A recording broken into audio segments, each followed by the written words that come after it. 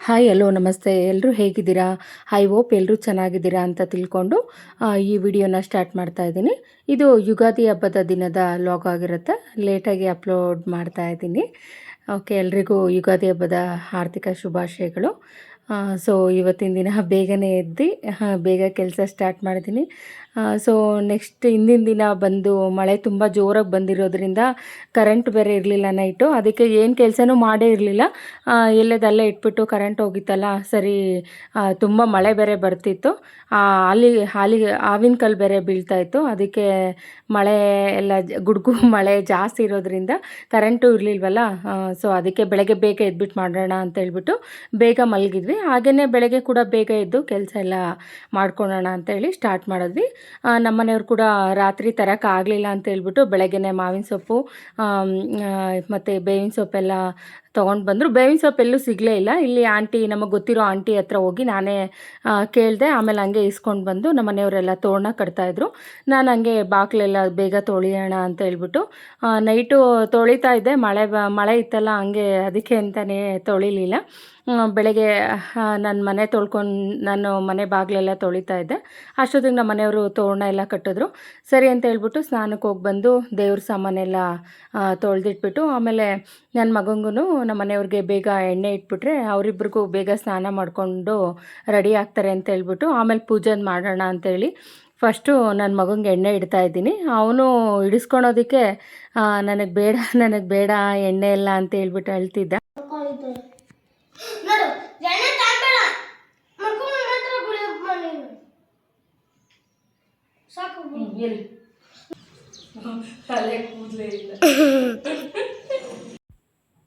ಹಾಗೆ ನಮ್ಮ ಮನೆಯವರು ಕೂಡ ಎಣ್ಣೆ ಹಚ್ಚುತ್ತಾ ಇದ್ವಿ. ತಲೆಯಲ್ಲಿ ಕೂದಲಿಲ್ಲ ಅಂತ ಹೇಳ್ಬಿಟ್ಟು ನಾನು ನನ್ನ ಮಗ ಪಾಪ ನಮ್ಮ ಮನೆಯವ್ರಿಗೆ ಆಡ್ಕೊಂಡು ಹೋಗ್ತಿದ್ವಿ. ಪಾಪ ನಮ್ಮ ಮನೆಯವರು ಏನೂ ಅಂದ್ಕೊಳಲ್ಲ. ಯಾವಾಗಲೂ ನಮ್ಮ ಖುಷಿನೇ ಅವ್ರ ಖುಷಿ ಅಂತ ಹೇಳ್ಬಿಟ್ಟು ಇದು ಮಾಡ್ತಾರೆ.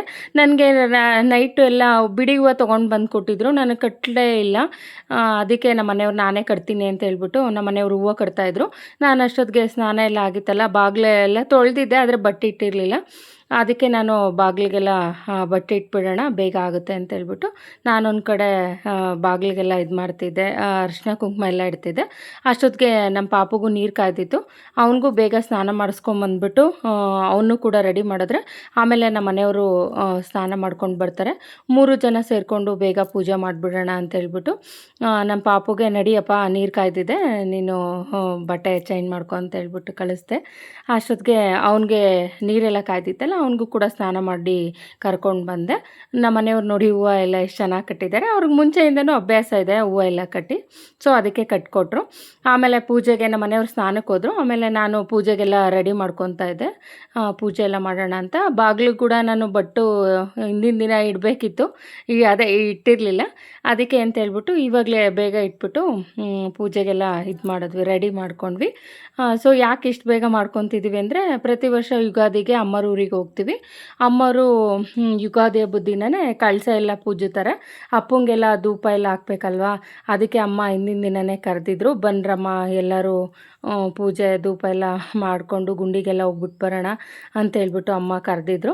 ಸರಿ ಅಮ್ಮ ಆಯಿತು ಬರ್ತೀವಿ ಅಂತ ಹೇಳ್ಬಿಟ್ಟು ಅದಕ್ಕೆ ಬೇಗ ರೆಡಿ ಆಗೋಣ ಅಂತೇಳಿ ರೆಡಿ ಆಗ್ತಿದ್ವಿ. ಅಮ್ಮಂಗೆ ಹೇಳಿದ್ವಿ ಫೋನ್ ಮಾಡಿ, ಬರ್ತೀವಮ್ಮ ಬೇಗ ಹೊರಟ್ಬಿಡ್ತೀವಿ, 9:30 10 ಗಂಟೆಗೆಲ್ಲ ಇಲ್ಲಿ ಬಿಟ್ಟರೆ ಅಲ್ಲಿಗೆಲ್ಲ 1/2 ಅವರ್ ಅಷ್ಟೇ, ಇಲ್ಲಿಂದ ನಮ್ಮೂರಿಗೆ ಹೋಗೋದಕ್ಕೆ 1/2 ಅವರ್ ಆಗುತ್ತೆ, ಬರ್ತೀವಮ್ಮ ಅಂತ ಹೇಳಿದೆ.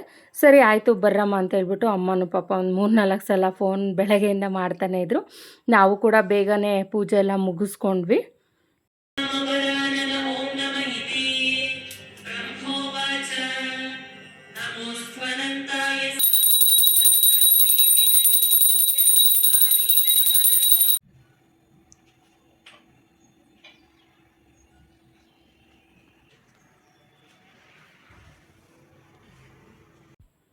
ಹಾಗೆ ಮಂಗಳಾರತಿ ಎಲ್ಲ ತೊಗೊಂಡು ನಮ್ಮ ಮನೆಯವರು ಅಷ್ಟೊತ್ತಿಗೆ ರೆಡಿಯಾಗಿ ಬಂದರು.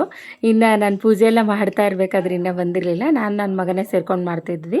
ಅವನು ಕೂಡ ಇವತ್ತು ಪೂಜೆಗೆ ಯಾವಾಗಲೂ ಹೆಲ್ಪ್ ಮಾಡ್ತಿದ್ದ. ಕೆಳಗಡೆ ಹೋಗ್ಬಿಟ್ಟು ಅವನಿಗೇನೋ ಇದೇ ವಿಡಿಯೋದಲ್ಲಿ ತೋರಿಸ್ತೀನಿ ನೋಡಿ. ಅವನು ಕೂಡ ದೇವ್ರಿಗೇನೋ ಪೂಜೆ ಮಾಡ್ಕೊತಾ ಇದ್ದ. ಸರಿ ಬಂದ, ಅವನು ಕೂಡ ಪೂಜೆ ಎಲ್ಲ ಮಾಡಿದ್ವಿ. ಹಾಗೆ ಬೇವು ಬೆಲ್ಲ ತಿನ್ನಪ್ಪ ಅಂತ ಹೇಳ್ಬಿಟ್ಟು ಬೇವು ಬೆಲ್ಲ ಅವರಪ್ಪ ಕೊಟ್ಟರು. ಅವನು ಅದು ಕಹಿ ಇರುತ್ತೆ ಅಂತ ಹೇಳ್ಬಿಟ್ಟು ತಿನ್ನೋದಕ್ಕೆ ಇದು ಮಾಡ್ತಾ ಇದ್ದ. ನಾವು ಇಲ್ಲಪ್ಪ ಇವತ್ತು ತಿನ್ನಲೇಬೇಕು ದೇವ್ರದಲ್ವಾ ಅಂತ ಹೇಳ್ಬಿಟ್ಟು ಅವರಪ್ಪ ಇಲ್ಲ ತಿನ್ನು ಅಂತ ಹೇಳ್ಬಿಟ್ಟು ಹೇಳ್ತಿದ್ರು ಅವ್ರ ಅಪ್ಪ ಅವನಿಗೆ.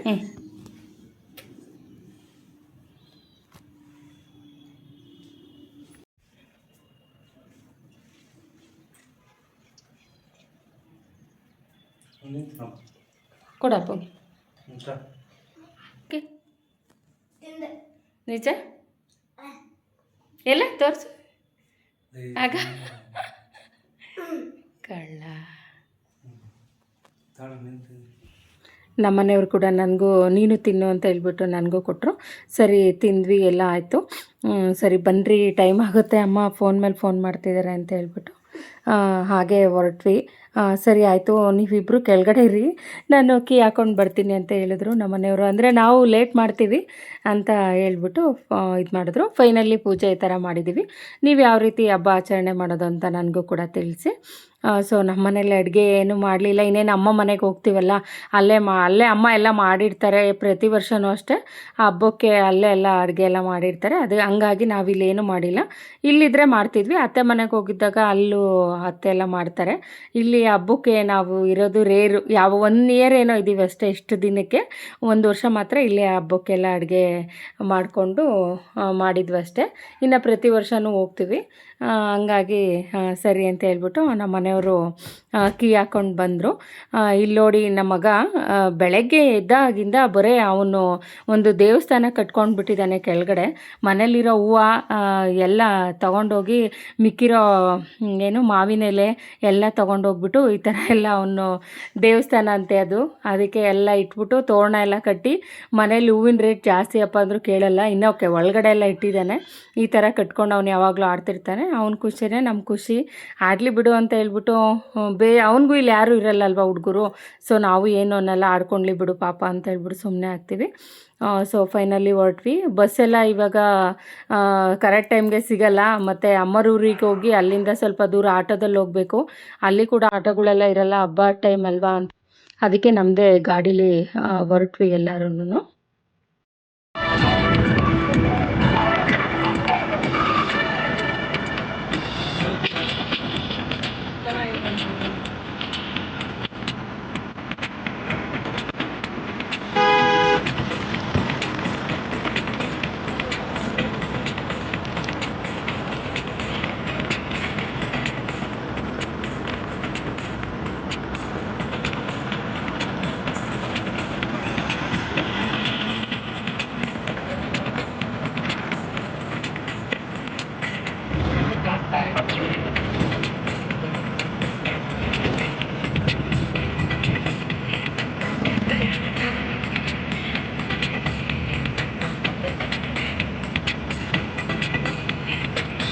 ಅಮ್ಮರಾಗಲೇ ಮನೆ ಕೀ ಹಾಕಿತ್ತು. ಅದಕ್ಕೆ ಫೋನ್ ಮಾಡಿದ್ದಕ್ಕೆ ಅಮ್ಮ ನಾವಾಗಲೇ ನಾಗರು ಕೂಡ ಮಾಡ್ತಾರೆ ಅಮ್ಮರು. ನಾಗರು ಮಾಡೋದಕ್ಕೆ ನಾವಾಗಲೇ ಹೋಗಿದ್ದೀವಮ್ಮ. ಹಂಗೆ ಅಣ್ಣಂದು ಗುಂಡಿ ಪೂಜೆ ಮಾಡಿಕೊಂಡು, ಅಂದರೆ ಅಣ್ಣ ಅಂದರೆ ನಮ್ಮಪ್ಪ. ನಾವು ಮುಂಚೆ ಚಿಕ್ಕ ಪಾಪುಯಿಂದನೂ ನಮಗೆಲ್ಲರಿಗೂ 4 ಜನ ನಾವು ಮಕ್ಕಳು, ಅವ್ರಿಗೆಲ್ಲ ಅಣ್ಣ ಅಂತಲೇ ಅಮ್ಮ ಅವತ್ತಿಂದನೂ ಇದು ಮಾಡಿದ್ದಾರೆ. ಸೊ ನಾವು ಯಾರು ಅಪ್ಪ ಅಂತ ಅನ್ನಲ್ಲ, ಅಣ್ಣ ಅಂತಲೇ ಕರಿತೀವಿ ನಮ್ಮ ಅಪ್ಪಗೆ. ಹಂಗೆ ಅಪ್ಪಂಗೆ ಪೂಜೆ ಹಂಗೆ ನಾಗರು ಎಲ್ಲ ಮಾಡ್ಕೊಂಡು ಬರೋಣ ಅಂತೇಳಿ ನಾನು ವೆಂಕಟೇಶ್, ಅದೇ ನನ್ನ ತಮ್ಮ ಅಂದರೆ ವೆಂಕಟೇಶ್ ಅಂದರೆ ಬಂದಿದ್ದೀವಿ, ನೀವು ಬಂದುಬಿಡಿ ಅಮ್ಮ ಅಂತ ಹೇಳ್ತು. ಆಮೇಲೆ ಸರಿ ಅಂತ ಹೇಳ್ಬಿಟ್ಟು ಅಲ್ಲೇ ಹೊಲ್ದ ಹತ್ರ ಡೈರೆಕ್ಟಾಗಿ ಹಂಗೆ ಗಾಡಿಲೇ ಹೊಲ್ದ ಹತ್ರ ಹೋದ್ವಿ. ಆಗಲೇ ನಾಗರು ಪೂಜೆ ಮಾಡಿ, ಮತ್ತು ನಮ್ಮದು ಒಂದು ದೇವಸ್ಥಾನ ಅಲ್ಲೇ ಒಂದು ಚಿಕ್ಕದೊಂದು ದೇವರಿದೆ, ಅದು ಏನೋ ಮುನಿಯಪ್ಪ ಅಂತ ಏನೋ ಮಾಡ್ತಾರೆ ಅಮ್ಮರು. ಅಲ್ಲಿಗೂ ಪೂಜೆ ಮಾಡಿ ಆವಾಗಲೇ ಅಪ್ಪಂಗೆ ಗುಂಡಿಗೆ ಪೂಜೆ ಮಾಡ್ತಿದ್ರು. ನಾವು ಹೋಗಿದ ತಕ್ಷಣ ಅಮ್ಮ ಸರಿ ಕರೆಕ್ಟಾಗಿ ಟೈಮ್ಗೆ ಬಂದಿದ್ದೀರಾ, ಬನ್ನಿರಿ ನೀವು ಕೂಡ ಪೂಜೆ ಮಾಡಿ ಅಂತ ಹೇಳ್ಬಿಟ್ಟು ಅಮ್ಮಂಗೆ ಅದಕ್ಕೆ ಬೇಗ ಆಗಿರೋದು.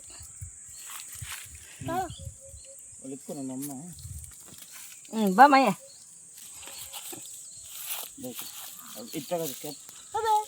ಚುಪ್ಲಾಕೊಂಡು ಹೋಗ ಆ ಕಡೆ. ಹಾಗೆ ನನ್ನ ಮಗ, ನಾನು, ನಮ್ಮ ಮನೆಯವರು ಕೂಡ ಅಪ್ಪಂಗೆ ಪೂಜೆ ಎಲ್ಲ ಮಾಡಿದ್ವಿ. ಅಮ್ಮರು ಇಷ್ಟು ಬೇಗ ಏನಮ್ಮ ಅಡುಗೆ ಎಲ್ಲ ಮಾಡ್ಕೊಂಡು ಬಂದಿದ್ದೀರಾ, ಇವತ್ತು 11:30 ಅಷ್ಟೊತ್ತಿಗೆ ಹಿಂಗೆ ಬಂದಿದ್ದೀರಾ, ಪ್ರತಿ ವರ್ಷ ಈ ಥರ ಆಗ್ತಾನೆ ಇರಲಿಲ್ಲ ಅಂತಂದೆ. ಅದಕ್ಕೆ ಅಮ್ಮ ಇಲ್ಲಮ್ಮ 3:30ಗೆ ಎದ್ದಿದ್ವಿ, ನಿನ್ನ ತಮ್ಮ ಎಲ್ಲ ಹೆಲ್ಪ್ ಮಾಡಿಕೊಟ್ಟ ನನಗೆ ಅದಕ್ಕೆ ಬೇಗ ಬೇಗ ಆಯಿತು ಅಂತೆಲ್ಲ ಹೇಳಿದ್ರು. ನಮಗೆ ತುಂಬ ಖುಷಿ ಆಯಿತು. ಪರವಾಗಿಲ್ಲ. ಪ್ರತಿ ಸಲ ನನ್ನ ತಂಗಿ ಹೋಗ್ಬಿಟ್ಟು ಅಮ್ಮಂಗೆ ಹೆಲ್ಪ್ ಮಾಡ್ತಾಯಿದ್ಲು. ಒಂದೊಂದು ಸಲ ನಾನು ಹೋಗಿ ಒಂದೊಂದು ವರ್ಷ ಅವಳು ಬಂದಿಲ್ಲ ಅಂದರೆ ನಾನು ಹೋಗ್ಬಿಟ್ಟು ಹೆಲ್ಪ್ ಮಾಡ್ತಾಯಿದ್ದೆ ಅಮ್ಮಂಗೆ. ಈ ಸಲ ಹೆಂಗ ಆಯಿತು ಅಂತ ಖುಷಿ ಆಯ್ತು.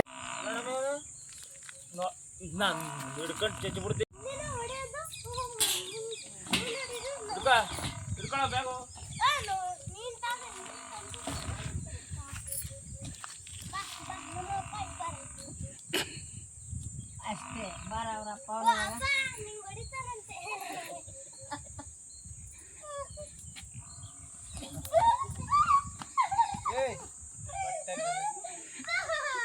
ಕುತ್ಕೋಬೇಡ ಕೆಳಕ್ಕೆ.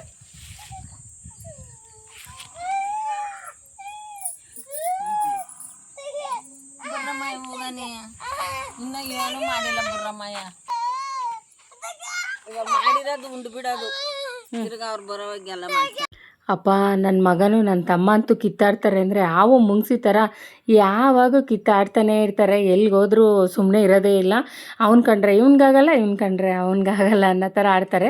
ತಿರುಗಿ ನೋಡಿದ್ರೆ ಅಷ್ಟೇ ಚೆನ್ನಾಗಿರ್ತಾರೆ ಮಚ ಮಚ ಅಂದ್ಕೊಂಡು.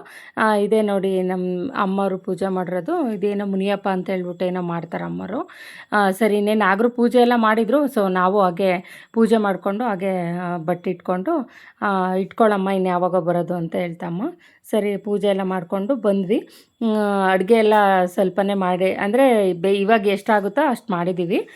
ಬರ್ರಮ್ಮ ಬೇಗ ಹೋಗೋಣ, ಬೇಗ ಮನೇಲಿ ಇನ್ನೂ ಕೆಲಸ ಐತೆ ಮಾಡೋಣ ಅಂತ ಹೇಳ್ಬಿಟ್ಟು ಅಲ್ಲಿಂದ ಅಮ್ಮ ಕರ್ಕೊಂಬಂದರು. ಇನ್ನು ಅಲ್ಲಿ ಕಳಸ ಎಲ್ಲ ಉಡ್ತಾರಲ್ಲ, ಸೊ ಅದಕ್ಕೆ ಕಳಸ ಎಲ್ಲ ಉಡಿ ಇನ್ನು ಮನೆಗಿನ್ನ ಏನೂ ಪೂಜೆ ಮಾಡಿರಲಿಲ್ಲ ಅಮ್ಮರು. ಫಸ್ಟು ಇಲ್ಲಿ ಯಾವಾಗಲೂ ಅಷ್ಟೇ, ಫಸ್ಟು ನಾಗರ ಪೂಜೆ, ಆಮೇಲೆ ಗುಂಡಿ ಪೂಜೆ, ಮುನಿಯಪ್ಪನ ಇದು 3 ಮಾಡಿದ್ಮೇಲೆ ಅಮ್ಮರು ಮನೆಯಲ್ಲಿ ಕಳಸ ಉಡ್ಬಿಟ್ಟು ಆಲ್ರೆಡಿ ಕಳಸ ಉಡಿ ರೆಡಿ ಮಾಡಿರ್ತಾರೆ.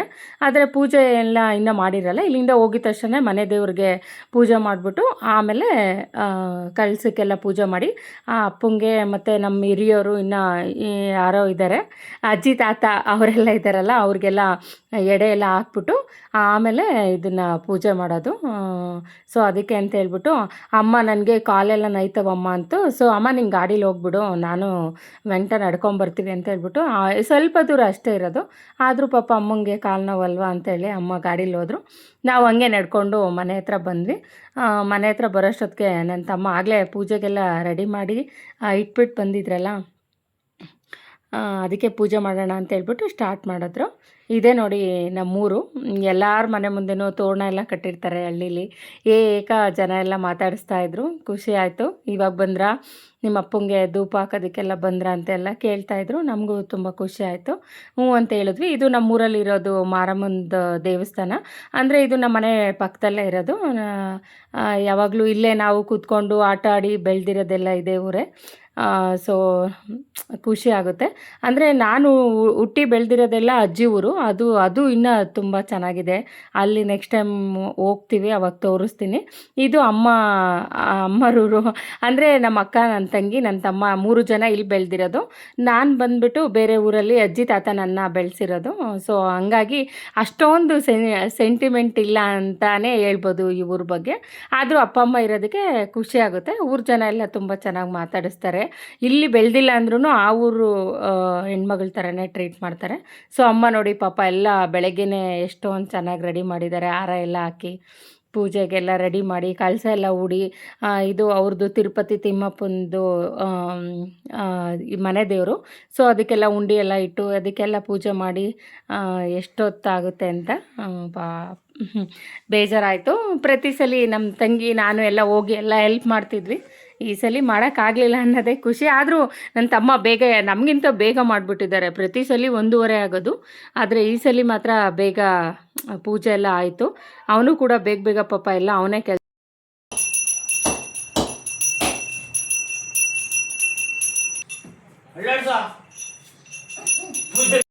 ಅವನು ಗಂಟೆ ನನಗೆ ಬರಲ್ಲ, ನೀನು ಅಲ್ಲಾಡಿಸು ಗಂಟೆ ನೀನು ಅಲ್ಲಾಡಿಸು, ನಾನು ಪೂಜೆ ಮಾಡ್ತೀನಿ ಅಂತ ಹೇಳ್ಬಿಟ್ಟು ಪೂಜೆ ಮಾಡ್ತಿದ್ದ. ನನ್ನ ಮಗ ಅವನು ಎಲ್ಲೆಲ್ಲಿ ಹೋಗ್ತಾನೆ ಅಲ್ಲೆಲ್ಲೆಲ್ಲ ಗಂಟೆ ತೊಗೊಂಡೋಗಿ ಹೊಡಿತಾ ಇದ್ದ. ಅವನು ಫಸ್ಟು ದೇವ್ರ ಮನೆಗೆಲ್ಲ ಪೂಜೆ ಮಾಡಿ ಆಮೇಲೆ ಕಳ್ಸಕ್ಕೆಲ್ಲ ತಂದು ಅಂದರೆ ಮಾಡಿರೋ ಅಡುಗೆ ಎಲ್ಲ ಎಡೆ ಎಲ್ಲ ಹಾಕ್ಬಿಟ್ಟು ಅವ್ನು ಪೂಜೆ ಮಾಡ್ದ. ನೆಕ್ಸ್ಟು ನನ್ನ ಮಗನ ಕೈಲೂ ಮಾಡಿಸಿದ್ವಿ, ಅಂದರೆ ಧೂಪ ಎಲ್ಲ ಹಾಕ್ಬೇಕಲ್ವ, ಹಾಗೆ ನನ್ನ ಮಗನೂ ಕೂಡ ಪೂಜೆ ಎಲ್ಲ ಮಾಡ್ದ. ಆಮೇಲೆ ಅದು ಫ್ಯಾನ್ ಹಾಕಿರೋದಕ್ಕೆ ಮತ್ತೆ ಆರೋಗ್ತಾಯಿತ್ತು ದೀಪ ಎಲ್ಲ. ಸೊ ಅದಕ್ಕೆ ಫ್ಯಾನ್ ಆಫ್ ಮಾಡಿಬಿಟ್ಟು ಮತ್ತೆ ಆರಿಸಿದ್ವಿ. ಇದು ಎಳ್ನೀರಲ್ಲಿ ತುಂಬ ನೀರಿತ್ತು ಕಾಯಿ ಹೊಡಿಯೋದ್ರಲ್ಲಿ. ಅದಕ್ಕೆ ನನ್ನ ಮಗ ಕೊಡೋ ನಾನು ಕುಡಿತೀನಿ, ಅದು ಚೆಲ್ಬೇಡ ವೇಸ್ಟ್ ಮಾಡಬೇಡ ಅಂತ ಹೇಳ್ಬಿಟ್ಟು ಈಸ್ಕೊಂಡು ಅದನ್ನೆಲ್ಲ ಕುಡ್ದ. ಅಮ್ಮನೂ ನಾವೆಲ್ಲ ಬೇವು ಬೆಲ್ಲ ಆವಾಗಲೇ ತಿಂದಿದ್ವಿ. ಅಮ್ಮನೂ ನನ್ನ ತಮ್ಮ ಇಬ್ಬರೂ ತಿನ್ನಿರಿ ಅಮ್ಮ ಅಂತ ಹೇಳ್ಬಿಟ್ಟು ತೊಗೊಂಡೋಗಿ ಕೊಟ್ಟೆ. ಹಾಗೆ ನಾನು ಕೂಡ ಅಪ್ಪಂಗೆ ಪೂಜೆ ಮಾಡಿಬಿಟ್ಟು ಹಾಗೆ ಧೂಪ ಎಲ್ಲ ಹಾಕ್ತೆ. ಹಂಗೆ ನಮ್ಮ ಮನೆಯವ್ರಿಗೂ ಹೇಳಿದೆ. ನಮ್ಮ ಮನೆಯವರು ಏನೋ ಮಾಡ್ತಾಯಿದ್ರು. ತಿರ್ಗಿ ಆಮೇಲೆ ಅಮ್ಮ ನೋಡಮ್ಮ ಅದೇನೇನು ಆಯಿತು ಅಡುಗೆ ಇದೆಲ್ಲ ಅಂತ ಹೇಳ್ಬಿಟ್ಟು ಇದು ಮಾಡಿದ್ರು. ಆದರೂ ಪಾಪ ನಾವು ಹೋಗೋಷ್ಟೊತ್ತಿಗೆ ನೋಡಿ ಚಿತ್ರಾನ್ನ, ಕಾಳುಳಿ, ಅನ್ನ, ಸಾಂಬಾರು, ಎಲ್ಲ ಮಾಡಿಟ್ಟಿದ್ರು. ಹೆಸರುಬೇಳೆ, ಆಲೂಗೆಡ್ಡೆ ಪಲ್ಯ, ಒಬ್ಬಟ್ಟು, ಅನ್ನ, ಸಾಂಬಾರು, ಇದು ಕಾಳುಳಿ ಪಾಪ ಎಲ್ಲ ಮಾಡಿಟ್ಟಿದ್ರು. ಆದರೆ ಬೋಂಡ ಇನ್ನೊಂದು ಸ್ವಲ್ಪ ಮಾಡಬೇಕಿತ್ತು, ಅದಕ್ಕೆ ನಾನು ಹಾಕಿದ್ದೆ. ನಮ್ಮ ಮನೆಯವರು ಅದನ್ನು ತಿರುವಿ ಹಾಕ್ತಿದ್ರು. ಇದೊಂದು ಸ್ವಲ್ಪ ಬೇಯಿಸ್ಬಿಟ್ಟು ಕೊಡ್ರಿ ಅಂತ ಹೇಳಿದೆ. ಹಾಗೆ ನಮ್ಮ ಮನೆಗೆ ಮಾಡ್ತಿದ್ರು. ಸರಿ ಅಂತ ಹೇಳ್ಬಿಟ್ಟು ನಾನು ಎಲೆ ಎಲ್ಲ ಹಾಕ್ಬಿಟ್ಟು ಊಟಕ್ಕೆಲ್ಲ ಇಡ್ತಿದ್ದೆ. ಆಲ್ರೆಡಿ ಅವರು ಪಾಪ ಬೆಳಗ್ಗೆನೇ ಬೇಗ ಎದ್ದಿದ್ರಲ್ಲ, ಹೊಟ್ಟೆ ಎಲ್ಲ ಹಚ್ಕೊಂಡಿದ್ರು. ಸರಿ ಅಮ್ಮ ನೀವೆಲ್ಲರೂ ಊಟಕ್ಕೆ ಕೂತ್ಕೊಳ್ರಿ, ನಾನೇ ಊಟಕ್ಕೆ ಬಡಿಸ್ತೀನಿ ಅಂತ ಹೇಳ್ಬಿಟ್ಟು ಅವ್ರಿಗೆ ಹೇಳಿದೆ. ಅಷ್ಟೊತ್ತಿಗೆ ನಮ್ಮ ಮನೆಯವರು ಕೂಡ ಧೂಪ ಎಲ್ಲ ಹಾಕ್ಬಿಟ್ಟು ಬಂದರು. ಎಲ್ಲರಿಗೂ ಊಟ ಕೂಡ ಬಡಿಸ್ದೆ. ಎಲ್ಲರೂ ಊಟ ಮಾಡಿದ್ವಿ. ತುಂಬ ಚೆನ್ನಾಗಿ ಮಾಡಿದರು. ಪಾಪ ನನ್ನ ತಮ್ಮನೇ ಇದಕ್ಕೆಲ್ಲ ಇದು ಮಾಡಿದ್ದು. ಸೊ ವಿಡಿಯೋನ ಇಲ್ಲಿಗೆ ಎಂಡ್ ಮಾಡ್ತಿದ್ದೀನಿ. ನೆಕ್ಸ್ಟ್ ವಿಡಿಯೋ ಕಂಟಿನ್ಯೂ ಆಗುತ್ತೆ. Thank you.